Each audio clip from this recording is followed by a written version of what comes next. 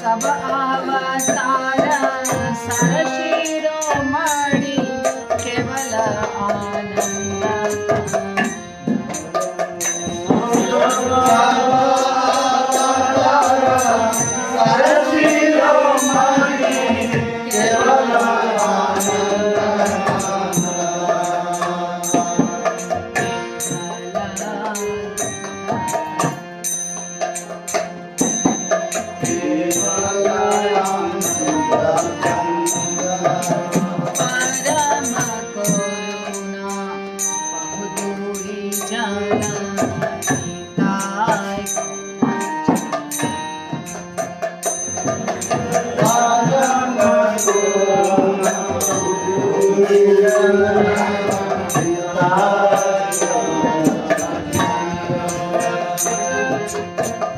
सब अवतार सरशिरोमणि केवल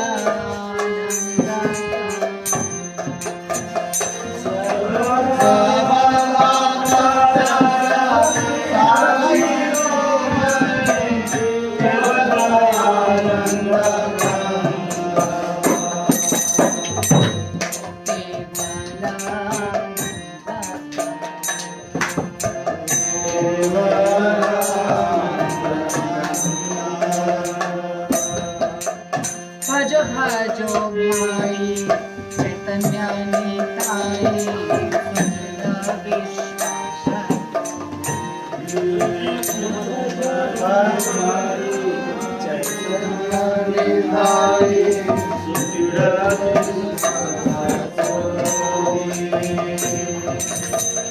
भजो भजो भाई चैतन्य निताई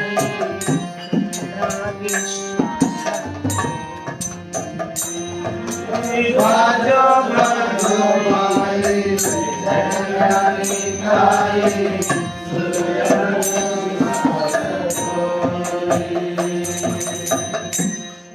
विषय छाड़िया सिर से माजिया मुखे बोलो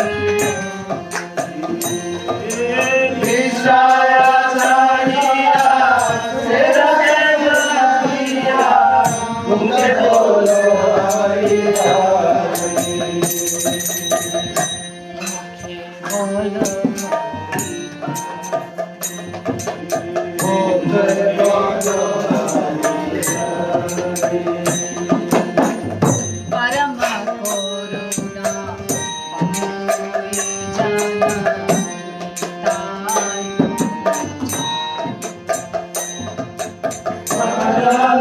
करुणा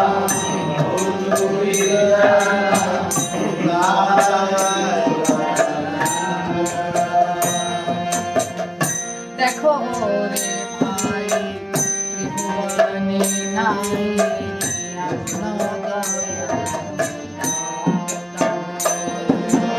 देखो रे भाई भुवने नाई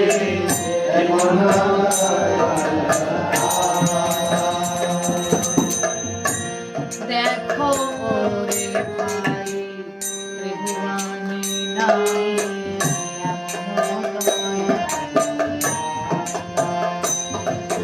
देखो रे भाई भुवने नाई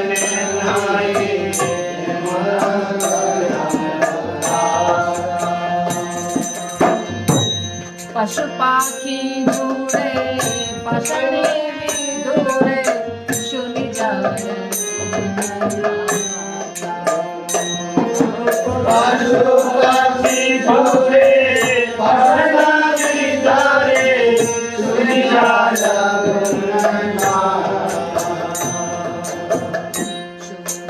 जाए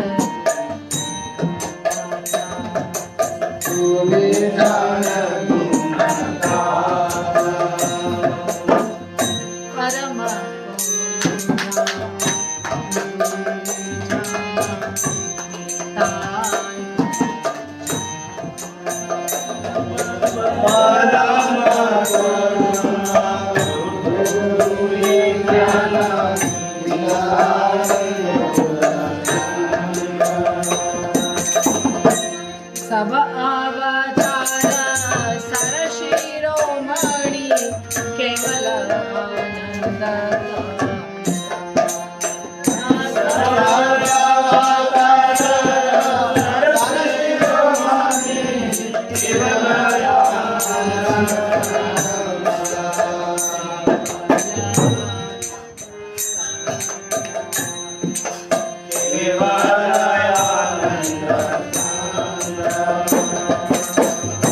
संसारे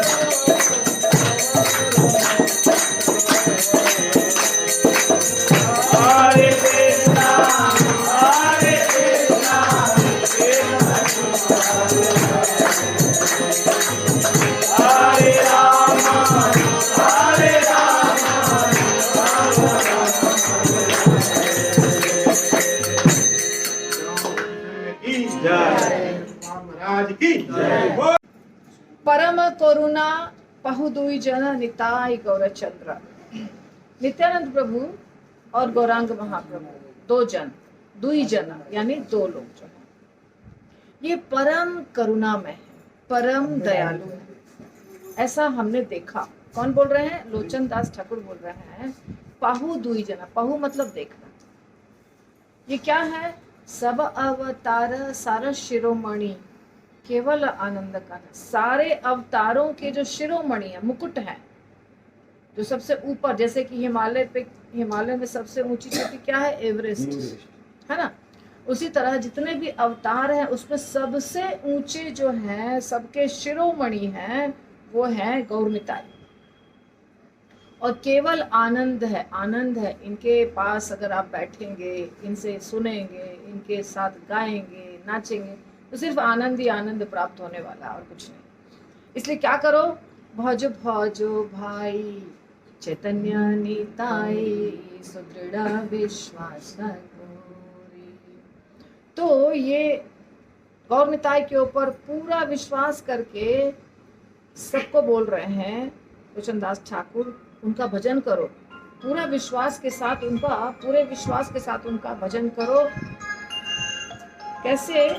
विषया छाड़िया सेरस से मजिया, मुखे बोलो हरि हरि। विषयों को छोड़ दो, भोग विलास को छोड़ दो, चैतन्य महाप्रभु और नित्यानंद प्रभु के रस में डूब जाओ और मुख से बोलो हरि हरि हरि हरि हरे कृष्ण महामंत्र। देखो ओ रे भाई त्रिभुवने नाई गुण दयालु दाता। पूरे 3 भुवनों में, 3 भुवन जो है अधोलोक, मध्यलोक, ऊर्ध्वलोक, 14 भुवन है या 3 लोक हैं, इसमें इनके समान दयालु कोई और नहीं है। पशु पाखी झोड़े पाषाणे विदोरे सुनि जार गुण गाथा। इनके गाथा को सुन के, इनके कथा को सुन के, इनके लीलाओं को सुन करके पत्थर भी पिघल जाते हैं, पशु पक्षी सब नाचने लगते हैं। आप तो झारखंड के हैं, आपको तो पता है, कुछ बताने की जरूरत नहीं, सबूत देखा हुआ है आपने कि कैसे पत्थर पिघले हुए।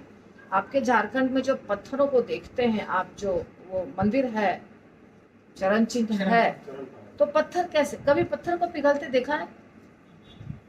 आप कितना भी टेम्परेचर डाल दो, कितना भी आप गर्मी आग बना दो, पत्थर नहीं पिघलता है। पत्थर टूट जाएगा, फूट जाएगा, पाउडर बन जाएगा, लेकिन पिघलेगा नहीं। सुना है पत्थर कभी पिघलता है इस दुनिया में? लोहा पिघलता है, सोना पिघलता है, मेटल्स पिघलते हैं, पत्थर नहीं पिघलते हैं। लेकिन पत्थर कब पिघलता है? जब भगवान के लीलाओं को देखकर और सुन करके उसका हृदय, हम कहते हैं कि अरे ये तो पत्थर दिल है, इंसान नहीं, ये पत्थर दिल है। क्यों? क्योंकि ये तो पिघलता ही नहीं है। पर कृष्ण लीला में आप देखते हैं चरण पहाड़ी पे पत्थर पिघले हुए हैं। क्यों पिघले हुए हैं? जब पिघलेगा पत्थर तभी तो चरण के चिन्ह अंकित हो जाएंगे। आप काम करते हैं सीमेंट का, बालू का, आपने सीमेंट लगा दिया, बालू से कास्टिंग कर दिया और उसी समय पैर रख दिए, क्या होगा? चिन्ह बनेगा ना, क्योंकि गीला है। अगले दिन रखेंगे तो बनेगा? नहीं बनेगा। तो यदि भगवान के चरण चिन्ह अंकित हैं, गौ माता के चरण चिन्ह अंकित हैं, भगवान की लाठी, लकुटी, सबके चरण चिन्ह अंकित है, मतलब जिस समय भगवान ने चरण रखा था उस समय पत्थर पिघला था, राइट? कैसे उनके बांसुरी को सुन करके पत्थर पिघला था, या उनके गाना को सुन करके, या उनके नृत्य को देख करके पत्थर पिघला था। तो ये जब पिघला झारखंड में पत्थर, तो जितने हिरन थे, बाघ थे, कोई छोटे छोटे पक्षी थे, वो सब के चिन्ह बन गए, सब खड़े हुए और सबके चिन्ह बन। कभी सोचा है इसको? ध्यान से सोचा है कैसे पत्थर पिघले होंगे? दिमाग में बैठाया कि जब महाप्रभु नाच रहे होंगे तो पत्थर पिघले हुए होंगे, ऐसा कभी ध्यान दिया? दर्शन किए, आ गए, सोचा नहीं आप लोगों ने। सोचते तो ये पत्थर वाला जो दिल है वो भी पिघल जाता, हमारा जो दिल है वो भी पिघल जाता। पत्थर से बदलता है हमारा। तो ये कह रहे हैं लोचन दास ठाकुर, पाषाण भी पिघल जाते हैं। जितने चरण चिन्ह भगवान कृष्ण के हैं, उससे ज्यादा चरण चिन्ह झारखंड में चैतन्य महाप्रभु के साथ जानवरों के हैं कि नहीं? बताइए। 1-2 चिन्ह है, भरा पड़ा है चिन्हों से, गिन नहीं पाएंगे। क्यों? क्योंकि ये बहुत दयालु अवतार है। चैतन्य महाप्रभु बहुत दयालु अवतार है। लेकिन हम लोग कैसे हैं? हम लोग इस संसार में डूबे हुए हैं, हम लोग भोग विलास में डूबे हुए हैं, और हमें उन चरण चिन्हों से कोई लगाव नहीं है। संसारे माजिया रोहिली पोड़िया से पदे नाही लो आशा। वो चरण चिन्ह जिससे पत्थर भी पिघल जाते हैं, हमारा उससे कोई लगाव नहीं है। हम उस चरण चिन्ह से थोड़ा भी प्रेम नहीं करते हैं, हम उनके बारे में सोचते नहीं हैं, तभी तो हम नहीं पिघले हैं। बोलिए, प्रभु जी ने ठीक कहा, पत्थर से भी ज्यादा कड़े हैं।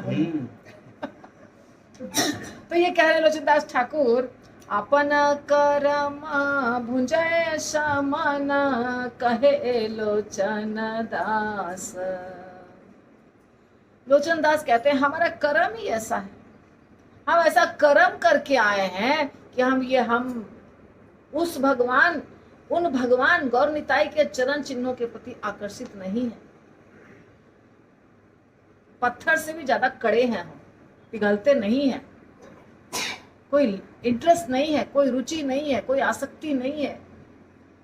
वो चरण चिन्हों के बारे में इतना वर्णन हो रहा है क्योंकि परम करुणा बहुदुई जननीताय गौरचंद्र सब अवतार सर शिरोमणि केवल आनंद कंद। सारे अवतारों के शिरोमणि गौर निताई, और मैंने तो आप सबके घर में गौर निताई को बैठा दिया है कि कुछ तो पिघले, और थोड़ा तो पिघले, और जड़ हो गए। क्योंकि ये इतने दयालु है कि हम अगर कुछ गलतियां भी करते हैं तो ये माफ कर देते हैं। इतने बड़े पापी जगाई मधाई को महाप्रभु ने माफ कर दिया एक कुछ घंटे में, एक दिन भी नहीं।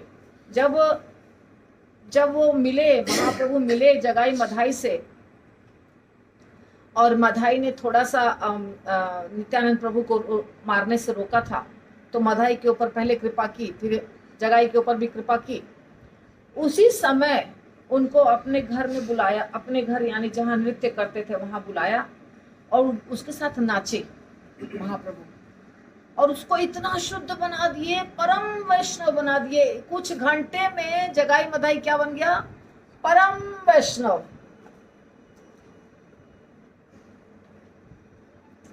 अभी मैं ऑडियो डाल रही हूँ, ऑडियो अगर आप नहीं सुनते हैं तो सुना करिए प्लीज। टेलीग्राम पे ऑडियो है और व्हाट्सएप पे भी। उनका नाम ही चेंज हो गया था ना, जगदानंद। हाँ। तो गौर निताई में चैतन्य महाप्रभु पद्मा नदी पे अपना प्रेम छोड़े थे, प्रेम रख कर गए थे कि नरोत्तम जब आएगा तो उसको मिल जाएगा। और नरोत्तम दास ठाकुर सांवले रंग के थे, और नरोत्तम दास ठाकुर जब थोड़े बड़े हुए तो पद्मा नदी में एक दिन गए स्नान करने के लिए। थोड़े बड़े मतलब बहुत बड़े नहीं, 15-16 साल के होंगे। और जब पद्मा नदी में घुसे तो निकले तो नाचने लग गए, क्योंकि वो उसके अंदर महाप्रभु ने उनके लिए प्रेम छोड़ा था, तो प्रेम घुस गया उनके अंदर और रंग हो गया गोरा। अब माता ढूंढ रही है कि मेरा बेटा तो मर गया अंदर पद्मा नदी में जाकर के, आत्महत्या कर लिया इसने, डूबा तो निकला ही नहीं। और देखी नहीं कि जो गोरा लड़का नाच रहा है ये तो वही उसका बेटा, क्योंकि रंग क्या हो गया? रंग क्या हो गया? गोरा। सांवले नरोत्तम दास ठाकुर गोरे बन के निकले, क्योंकि महाप्रभु ने कृपा करने के लिए उनके लिए प्रेम रस छोड़ा था पद्मा नदी में, और वो प्रेम रस नरोत्तम दास ठाकुर के लिए छोड़ा था, तो नरोत्तम दास ठाकुर को मिला। सोचिए कि महाप्रभु में कितना प्रेम था कि इतने सालों के बाद नरोत्तम दास ठाकुर में ऐसा घुसा प्रेम कि नाचने लग गए। पूरी दुनिया रोकती रही। राजा के पुत्र थे वो, लेकिन नहीं रुके और भाग गए वृंदावन, चले गए वृंदावन। तो ये महाप्रभु का प्रेम है। जो सुनता है वो नाचता है, जो छूता है वो नाचता है, जो देखता है वो नाचता है। जब महाप्रभु थे तो ऐसी स्थिति थी। ऐसा नहीं है कि अभी नहीं है, अभी भी महाप्रभु में उतनी ही ताकत है उनके विग्रह में, पर हमारे अंदर कुछ तो होना चाहिए ना, हमारे अंदर पात्रता होनी चाहिए। कृपा को प्राप्त करने के लिए इधर से भी थोड़ा इंटरेस्ट जगना चाहिए, तब उधर से कृपा हमको मिलती है। दयालु तो है भगवान, हम आपको दूध दे रहे हैं, समझने की कोशिश करिए। हम आपको बोले आए यहाँ पे, हमारे पास दूध का खटाल है, बहुत दूध है, आप आए, आप बर्तन लेकर के आए दूध लेने के लिए, और कौन सा बर्तन लेकर आए? चलनी लेकर आ गए। बोल रहे हैं दूध ही नहीं भर रहा है। अरे आप चलनी में कैसे दूध भरे? हाँ, जब इधर डाल रहे हैं उधर निकाल रहे हैं। चलनी में दूध कैसे भरेगा? पात्र तो लाइए वैसा जिसमें दूध भरे। तो हम कहते हैं महाप्रभु की कृपा नहीं मिल रही है, महाप्रभु की कृपा नहीं मिल रही। अरे पात्र अपने आप को योग्य तो बनाओ कि कृपा टिके थोड़ा सा उसके अंदर। तो खुद को योग्य थोड़ा तो बनाना पड़ता है, तब जाकर के भगवान की कृपा टिकती है, वैष्णव की कृपा टिकती है। कृपा में कमी नहीं है, शास्त्र में कमी नहीं है, भगवान में कमी नहीं है, गुरु में कमी नहीं है। कमी कहाँ है? अपने लेने वाले में।